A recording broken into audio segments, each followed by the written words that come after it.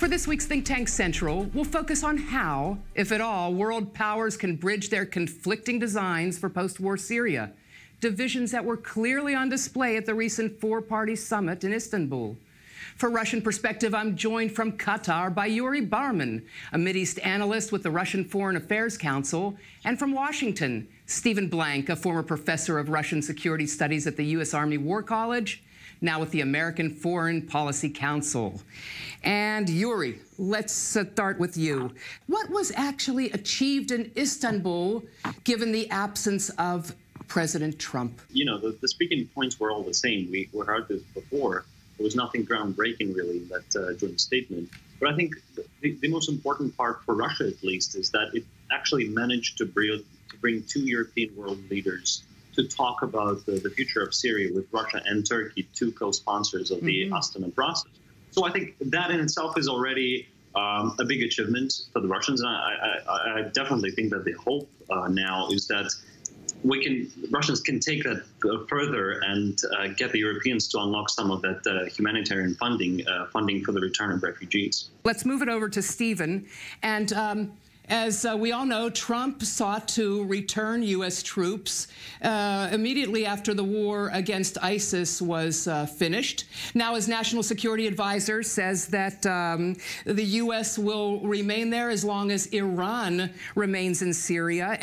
But Jim Jeffrey, the special U.S. representative for Syria, is saying that America, or not even Russia for that matter, can force the Iranians out of Syria. So the question, what is the Trump policy on Syria? I wish I knew. As you pointed out, we have people speaking at cross purposes. Yeah. There is no coherent policy, and policy is made up by Mr. Trump according to his whims, which change from day to day. So we really do not have any clear policy in Syria. I think Jeffries, as well as the Russian government, are quite right. They can't force Iran out. And what's more, although Yury is absolutely right, it's an achievement for Russia that they brought two European states into the discussion. The communique is, quite frankly, wrong. Unfortunately, civil wars are decided by force. We may not like to say that, and it's a tragic reality. But at the end of the day, whoever wins the civil war will constitute a Syrian government.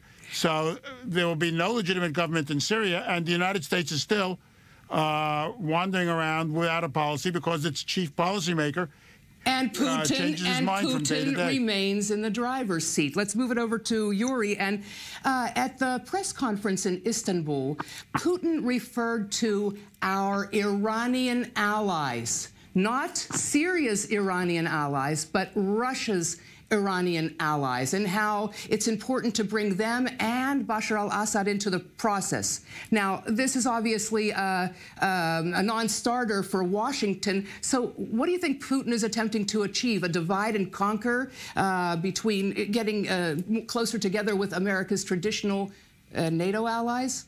Definitely, given the incoherence in U.S. foreign policy, in U.S. policy for Syria, definitely Russians are looking for more stable allies in the West, or other partners in the West, who could contribute to the reconstruction in Syria. Clearly, looking at the European Union, the union where the problem of refugees is very serious at the moment, and Russia's hope is that the Europeans at some point will see that the issue is so pressing that they will finally be forced to work with Russia on Syria. But does President Putin foresee a long-term Russian presence in Syria? This is something that he actually wants? Yeah, I mean, I think it is safe to say that Russia will have a long-term presence in Syria, at least some sort of military presence.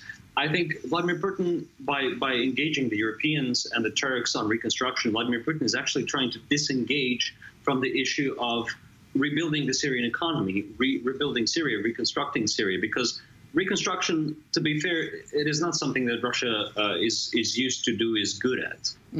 Let's move it over to Stephen. And what do you expect from this planned summit between Vladimir Putin and Donald Trump in Paris? And what needs to be done for these two leaders to try to work together to find common ground? I don't expect much, because the United States has just announced it is withdrawing from the Intermediate Nuclear Range Missile Treaty, INF. There is no agreement on Syria, as we've made clear. Mr. Bolton, when he was in Moscow, said that Russia has to withdraw from Ukraine. Moscow will not withdraw from Ukraine. So I really don't expect much to come out of the summit, just as nothing much came out of Helsinki. Yury, same question. What do you expect from the Trump-Putin summit? I have to agree. My expectations are very low. I'm very skeptical. And I agree that the withdrawal from INF treaty is going to overshadow the issue of Syria. The issue of Syria does not compare to the INF, which is the issue of national security for both countries. Now, you mentioned refugees earlier, and this is something that Turkey and America's European allies have a keen interest in returning them to their Syrian homeland.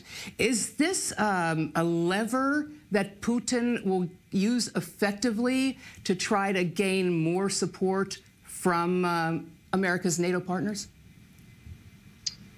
He's definitely hoping to do that. I'm not really sure that Europeans are ready to kind of buy into that plan of Mr. Putin. The thing is, now that Russians and the Turks have stabilized Idlib, there's definitely more traction in Europe to discuss the issue of refugee return. And everything obviously depends on how long-term the kind of the peaceful arrangement for Idlib is going to last. If it's a long-lasting solution, then probably the Europeans will be more ready to discuss refugee return.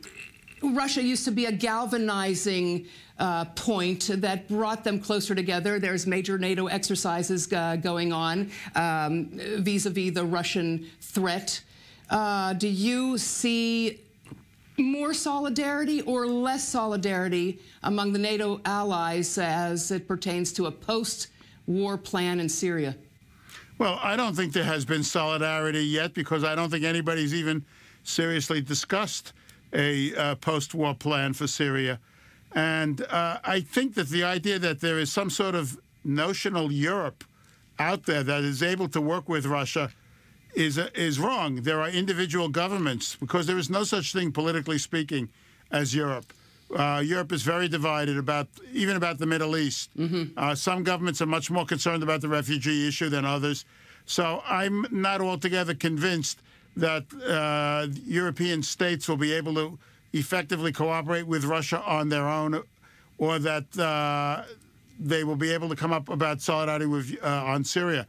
And as for NATO solidarity, by walking out of the INF, Trump threw another grenade at that target. Right. Because I don't think he understands the value of that solidarity for the United States, and despises the idea of these alliances. So again, it's, we have a man who just doesn't understand international relations running the show.